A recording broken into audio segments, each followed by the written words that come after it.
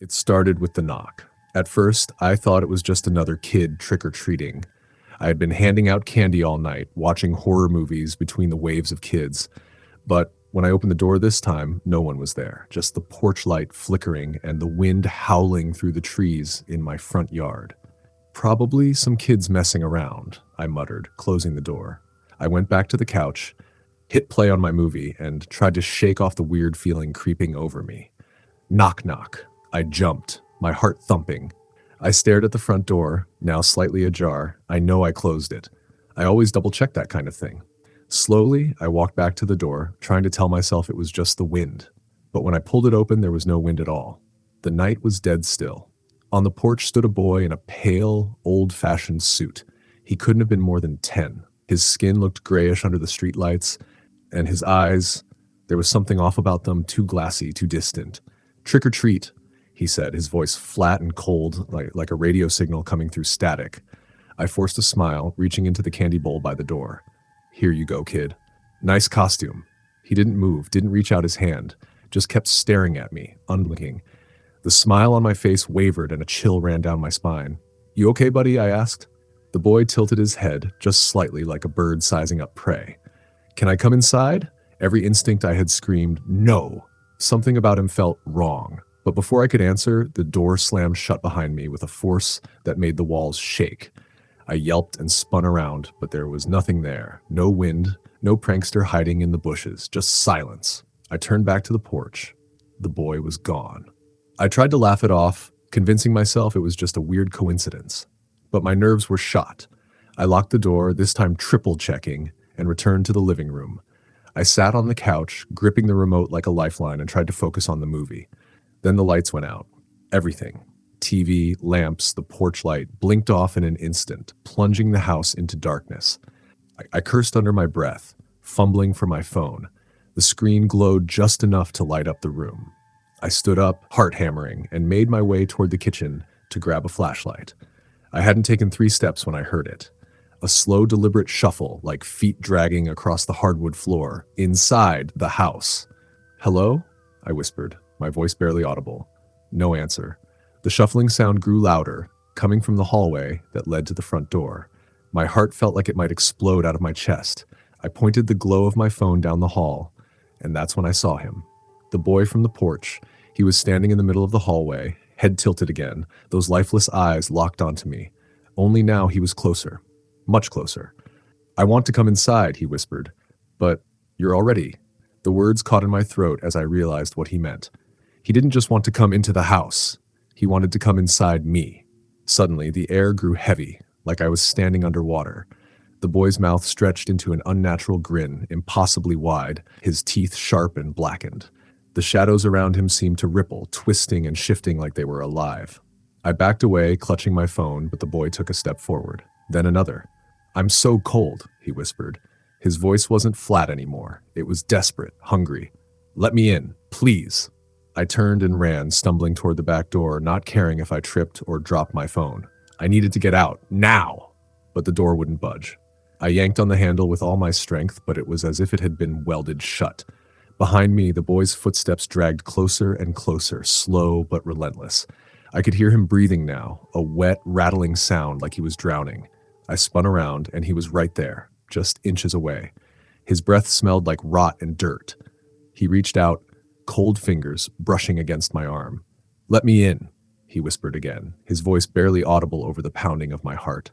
I did the only thing I could think of. I swung the flashlight in my hand, aiming for his face. It passed through him like mist. He smiled wider. Suddenly, the lights flickered back on. The boy vanished in an instant, leaving nothing behind but a lingering chill in the air. I stumbled back, gasping for breath, trying to wrap my head around what had just happened. Was it over? I stayed awake the rest of the night, too scared to sleep, every noise setting my nerves on edge. By morning, the house felt normal again. The sun streamed through the windows, chasing away the shadows that had seemed so alive just hours before. I told myself it had been a dream, or maybe a hallucination. Stress, too many horror movies, whatever. I wanted to believe that. I needed to believe that. But then I noticed something that made my blood run cold. On the inside of the front door, carved deep into the wood, were 2 words. Story number 2. It was supposed to be just a quick visit to Willow House, nothing more. A dare, a stupid Halloween tradition. That's what it was. My friends always teased me for being the cautious one, the skeptic. But that night, something shifted.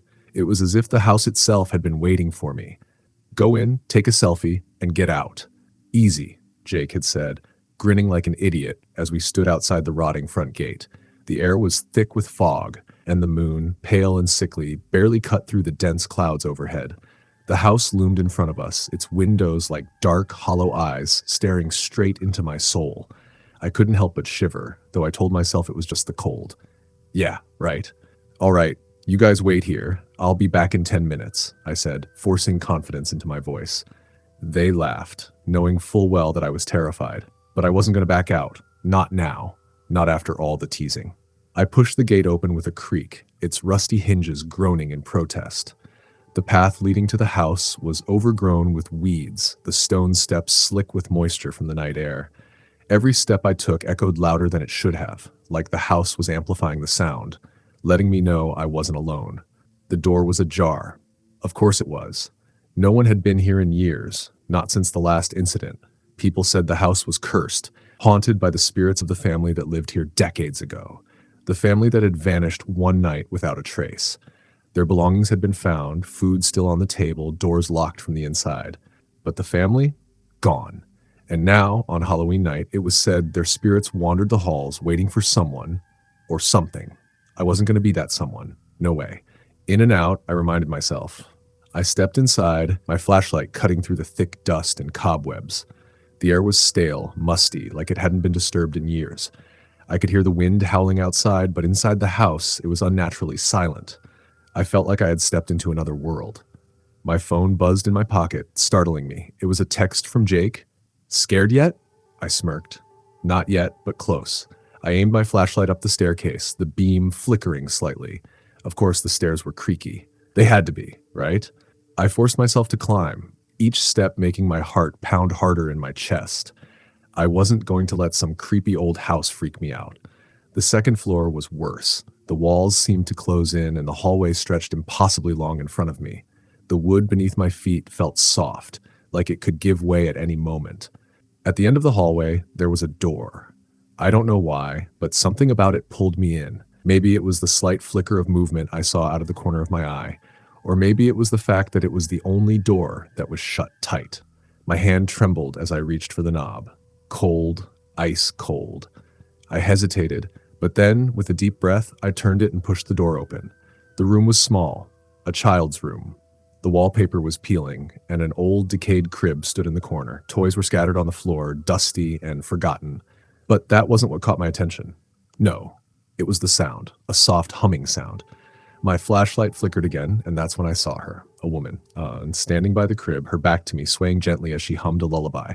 Her long, dark hair hung limp and matted, and her dress, tattered, dirty, dragged along the floor as she moved.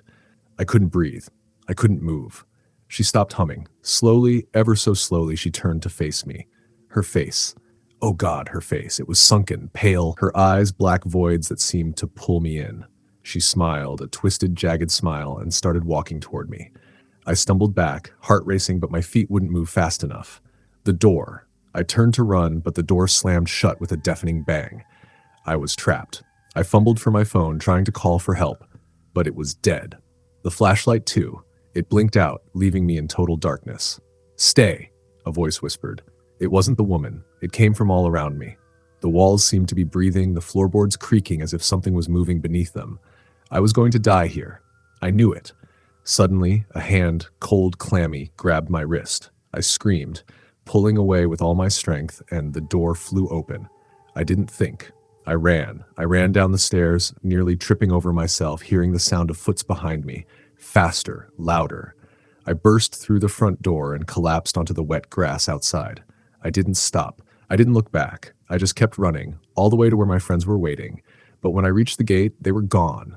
No Jake. No cars. No nothing. Just silence. My phone buzzed again. I looked down at the screen, heart hammering in my chest. It was a text from Jake, "Meet us inside." My blood turned to ice. I turned slowly, looking back at the house. The front door was wide open now, as if inviting me in. And standing in the doorway, I saw them. Jake, Sarah, all of them. Smiling, waving, but their eyes were black. The wind howled and the fog swirled around me, closing in. I backed away, heart racing, but deep down I knew I would never leave. The house had claimed me. Story the end. Story number 3. It was just supposed to be a quiet Halloween night. I wasn't in the mood for parties, and I wasn't handing out candy this year either. No decorations, no jack-o'-lantern, nothing. I just wanted to chill, watch a few scary movies, and let the night pass by.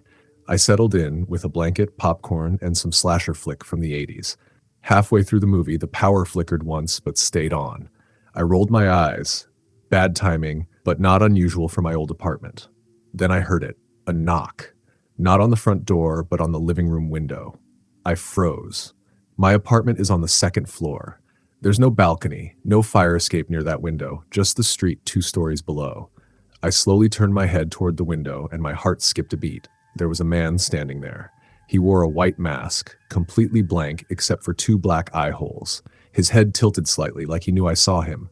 I couldn't make out anything behind the eye holes, just pitch black. My stomach turned. I told myself it had to be some kind of prank, maybe a ladder or someone messing around with a drone, but there was no way anyone could reach that window normally. Then he knocked again. It wasn't loud, just a soft, deliberate knock. 2 taps, slow and patient. I grabbed my phone from the couch and took a step toward the window. The man didn't move. He just stood there, staring in through the glass. I tried to convince myself to open the window and tell him off. He's just a prankster. Call him out and he'll leave. Then I blinked, and he was gone. For a moment, I just stood there, heart hammering. The street outside looked normal. No sign of anyone, no ladder, nothing. I backed away from the window and locked it, pulling the curtains shut. My hands were shaking as I dialed my best friend. Before the call connected, the knocking started again. Oh, but this time, it came from inside. I froze. My eyes darted toward the hallway that led to the front door. I could see the dark shape of the closet door halfway down the hall. The knocking was coming from inside that closet. It was the same knock. 2 soft taps, patient and deliberate. The phone slipped from my hand and hit the floor with a dull thud. I wanted to move, to do something, but I felt paralyzed. I stared at the closet door, heart pounding in my throat. My brain raced for answers. Did someone break in? But that didn't make sense. I'd been alone all night. The knocking came again. Knock, knock, knock. I took a step toward the hallway. My breathing was shallow and my palms were slick with sweat. My legs felt like they might give out. Then the closet door creaked open. A sliver of darkness peeked through the opening. I stopped in my tracks, holding my breath, waiting for something, anything, to come out. But the door only opened halfway and nothing moved. Then I saw it. 2 black eye holes peering at me from the crack of the door. It was the man in the mask. Somehow, impossibly, he was inside my closet. I gasped and stumbled backward, nearly tripping over the coffee table. I grabbed a lamp from the side table and held it like a weapon, my hands shaking so badly I could hardly keep my grip. The door creaked a little wider. The man in the mask didn't step out. He just stood there, watching. His presence felt like a heavy weight pressing down on me, suffocating me. I wanted to run, to scream, but my legs wouldn't listen. All I could do was stare as the man slowly raised his hand and pressed it against the inside of the closet door. Knock, knock. It was softer this time, as if to remind me that he wasn't in a hurry. I bolted. I sprinted to the front door, yanking the deadbolt with shaking hands. My heart felt like it was going to explode. I threw the door open, practically diving into the hallway outside my apartment. But before I could run, I froze. He was standing there. The man in the mask was at the end of the hallway, perfectly still, facing me. The dim hallway cast long shadows over his figure, making him look impossibly tall. My brain couldn't keep up. How had he gotten there so fast? How was this even possible? I backed away, slamming my apartment door shut behind me and locking it. My whole body was trembling. I pressed my back against the door, gasping for air. I could hear him now. Knock, knock, on the other side of the door. I sank to the floor, clutching my head, trying to make sense of what was happening. My breathing was ragged, and I felt like I might pass out. Then the knocking stopped. Silence. I waited for what felt like hours, though it was probably only a few minutes. Slowly, I stood up and peeked through the peephole. There was no one there. Just the empty hallway. I let out a shaky breath and backed away from the door. My entire body was screaming at me to get out, to go somewhere, anywhere but here. But before I could move, my phone buzzed. The screen lit up with a text message from an unknown number. I'm already inside. The lights in the apartment flickered once and went out. Story number 4.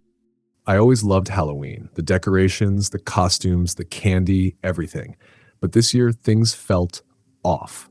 Maybe it was because it was the first Halloween I'd spent alone in my new house, away from friends and family. Or maybe it was the creepy old pumpkin I found sitting on my porch earlier that day. I didn't carve it. I didn't even buy it. I just opened the front door that morning, and there it was. A twisted, shriveled thing, more brown than orange, with jagged teeth carved deep into its cracked skin. I wanted to throw it out, but something about it made me stop, like it was meant to be there. I put it on the porch next to the door and left it alone, hoping that would be the end of it. But, of course, it wasn't. That night, after handing out candy to a couple of kids, I was ready to call it quits. The streets were getting quieter, and the decorations down the block didn't seem as cheerful anymore. I locked the front door, double-checked the windows, and turned off the porch light. Halloween was officially over, or so I thought. I curled up on the couch with a blanket, hoping to binge-watch some old horror movies. Just as I hit play, I heard it, a soft tap against the window. At first, I ignored it. Probably just wind, I told myself. The weather had been weird all day, but the tapping came again, soft but deliberate. Tap, tap, tap. I sat up, heart beginning to race. The sound was coming from the living room window, just a few feet away. I leaned forward, peeking through the curtain. My breath caught in my throat. There was a pumpkin sitting outside the window, staring directly at me. It wasn't the same one I'd found on my porch earlier. It was larger, rounder. The carved mouth stretched wide in a jagged grin, and the eyes were slanted, as if watching me with cruel amusement. I pulled back from the window, heart hammering in my chest. Nope, not dealing with this. I told myself it had to be a prank. Some kids must have put it there to mess with me. But how did they get it onto my windowsill without me hearing anything? I shook off the thought and tried to focus on my movie. But I couldn't. I felt watched. Every shadow in the room seemed to stretch a little too far. Every creak of the old house made my skin crawl. Then I heard it again. Tap, tap. This time, it wasn't at the window. It was at the back door. My breath hitched. I stood up slowly, phone clutched tight in my hand, and crept toward the kitchen where the back door was. I could feel every hair on my body stand on end as I rounded the corner. Sitting on the step outside the back door was another pumpkin. This one was even bigger, with deep cuts for eyes that slashed across its face and a mouth carved in a twisted scream. It was almost as if the pumpkin was alive. I locked the door immediately, heart racing, and backed away. Something was very, very wrong. I checked the time, 11:57 p.m. Just 3 more minutes, I whispered to myself. 3 minutes, and Halloween is over. I don't know why I thought it would matter, but it felt like the right thing to say. Like if I could just make it to midnight, everything would go back to normal. But then, the lights went out. The house was plunged into darkness, leaving only the faint glow of the pumpkins outside. One at the window, one at the back door. Their grinning faces seemed to grow sharper in the dim light, their carved features twisting as if they were waiting.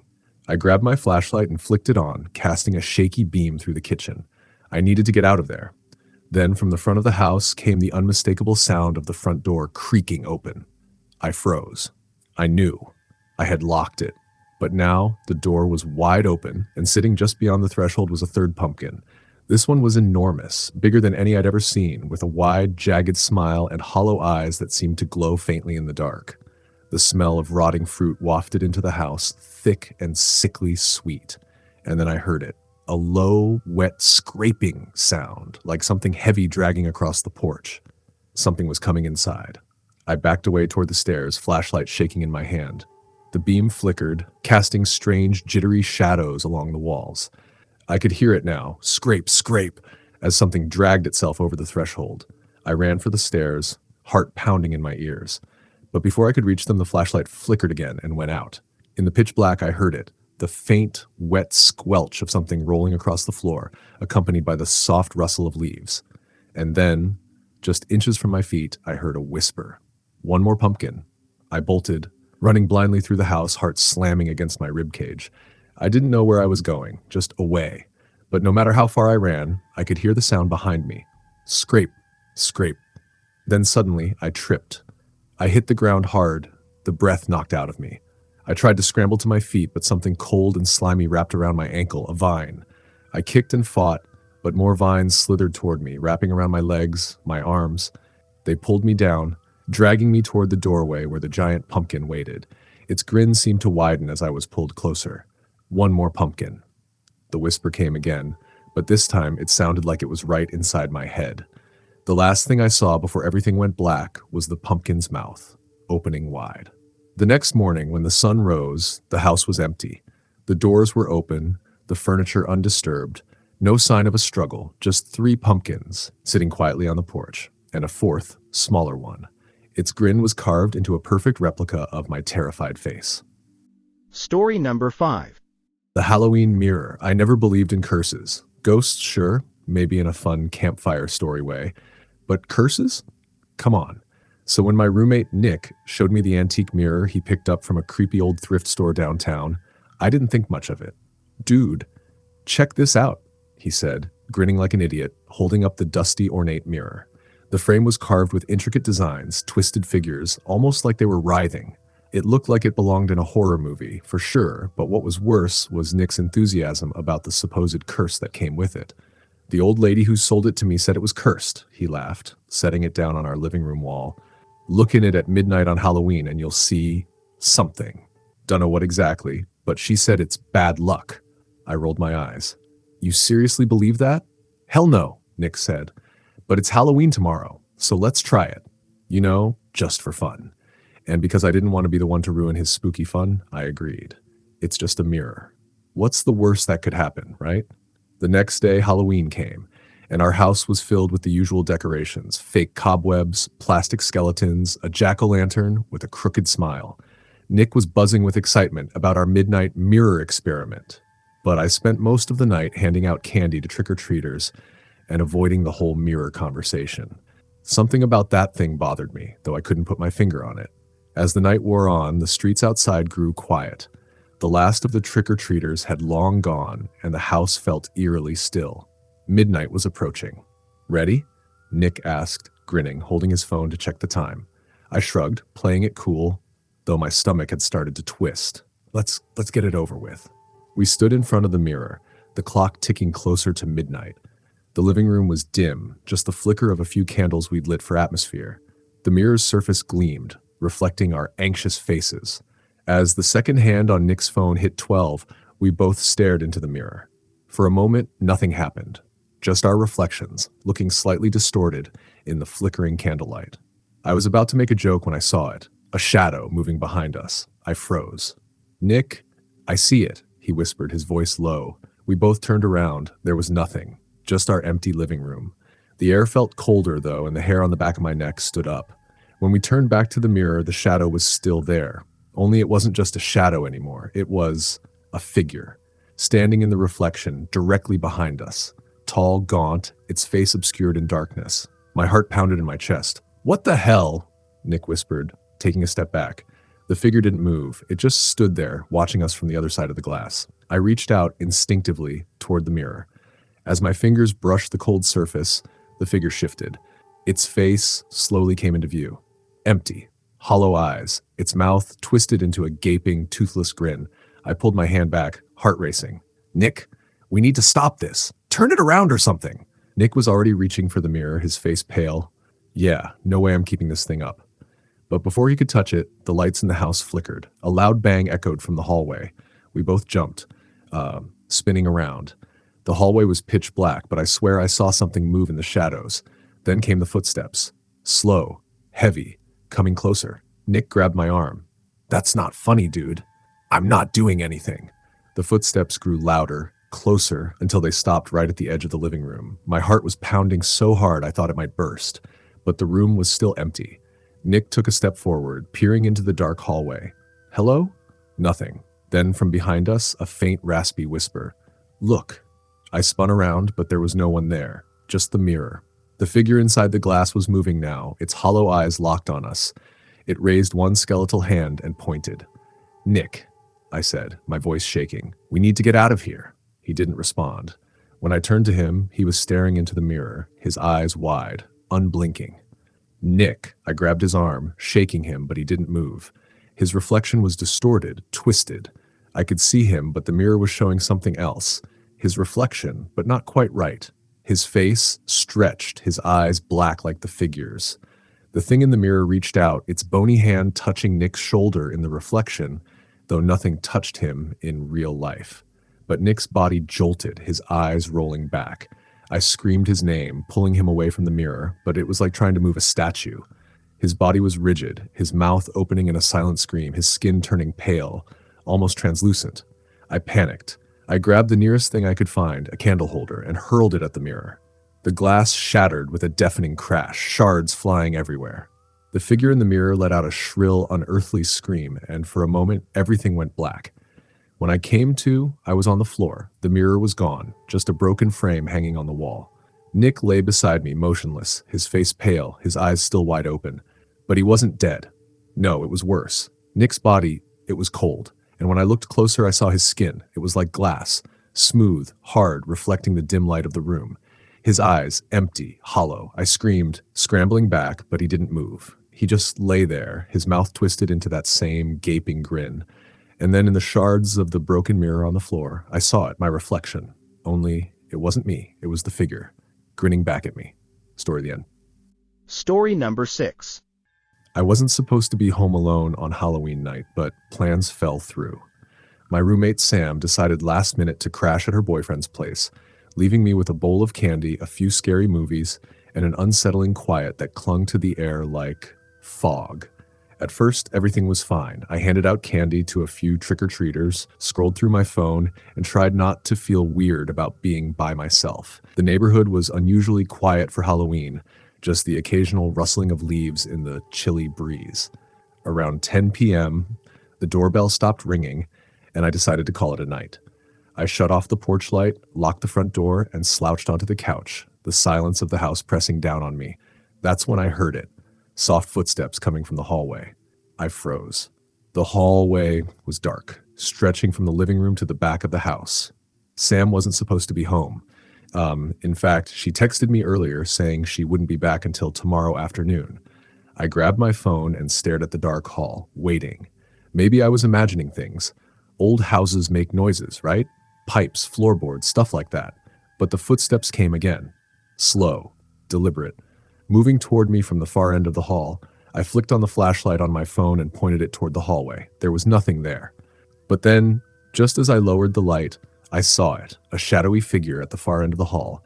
It was standing perfectly still, just outside the doorway to Sam's room. My heart dropped into my stomach. "Sam," I called out, hoping, praying. It was her pulling some kind of stupid prank. But the figure didn't move. It just stood there, its outline barely visible in the dim light. I stared, unblinking, trying to make sense of what I was seeing. It wasn't the size of Sam or any normal person. It was too tall and too thin. Its body seemed wrong, like it didn't belong in the space it was standing in. I inched closer to the hallway, phone flashlight trembling in my hand. "Hello?" I whispered, voice shaky. The figure tilted its head like it was acknowledging me. Then it stepped forward. I gasped, stumbling back into the living room. The figure didn't hurry. It moved slowly, deliberately, as if it had all the time in the world. I shined my flashlight down the hall, but the light flickered, struggling to stay on. And that's when I realized something even worse. The figure wasn't casting a shadow. I backed away until I hit the wall, heart slamming against my ribs. I fumbled for the light switch on the wall and flipped it on. The hallway lit up, and the figure was gone. For a moment, I just stood there, breathless, trying to convince myself that I'd imagined it. Maybe I was overtired, maybe I just needed to sleep. But no matter how hard I tried, I couldn't shake the feeling that something was still in the house, watching. I double-checked the front and back doors. Locked. I even peered out the windows to make sure no one was outside. When I finally convinced myself everything was fine, I turned off the lights and headed toward my bedroom. But just as I reached the hall, I heard it again. The footsteps. This time, they were faster. They came from the other end of the hallway, sprinting toward me. I froze, paralyzed by fear. The air around me turned icy, my breath visible in short, frantic bursts. The footsteps stopped abruptly, right in front of me. I shined my flashlight into the space ahead. Nothing. The hallway was empty. Then I heard it. A whisper. So faint it was almost like the air was speaking. "Turn around." I didn't want to. Every instinct in my body screamed not to. But something compelled me, an awful, irresistible pull. Slowly I turned, and standing just inches away from me was the figure. It was closer now, its outline clearer. I could see its face, if you could call it a face. Hollow eyes, wide and empty, stared back at me. The skin, if it even had skin, was stretched too tight, like it was wearing someone else's face as a mask. It smiled, not with joy or kindness, but with a horrible, gaping grin that stretched far too wide. I couldn't breathe. I couldn't scream. All I could do was stand there, frozen, as the figure raised a bony hand and pressed one long, cold finger to my lips. Shh! And then it was gone. Just like that, the figure vanished into thin air. One moment, it was there. The next, I was alone in the dark hallway, heart pounding so loudly it felt like my chest might burst. I backed into my room, slammed the door shut, and locked it. I sat on the bed, trembling, flashlight still clutched in my hand. I tried to convince myself it was over, that whatever I'd seen was gone, but deep down, I knew the truth. It wasn't gone. It was still here, waiting. I didn't sleep that night. Every time I closed my eyes, I heard it. Soft footsteps, moving closer, closer. And just before dawn, as the first light of morning crept through the curtains, I heard it one last time, a whisper. See you soon. Story the end.